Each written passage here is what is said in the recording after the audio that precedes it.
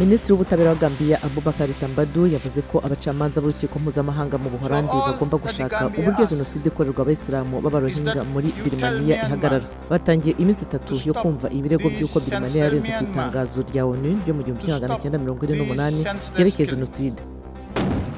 Urukiko muri Nijeria rwafunze abahoze hari abaminisitiri b'intebe babiri ku bibazo bya ruswa. Bibaye hasigaye iminsi 2 ngo habe itora rya perezida abigaragambye bashaka kuburizamo.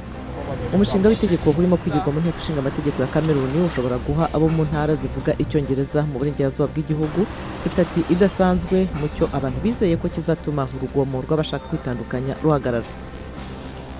Muri Kenya ho ubushyuhe bwiyongera buragira ingaruka ku gihingwa cy'ikawa, harimo indwara zituma umusaruro uba muke, ibiciro bikazamuka. Ibyo biratuma abahinzi bihingira indi myaka. Naho muri Nijeria imbwa zari zarimbye zahanyuranye umucyo mu birori bya mbere byahariwe imbwa iragosi ku wa gatandatu ushize. Ibirori byateguwe n'abaharanira uburenganzira bw'inyamaswa bagamije gutsura imibereho y'izo nyamaswa.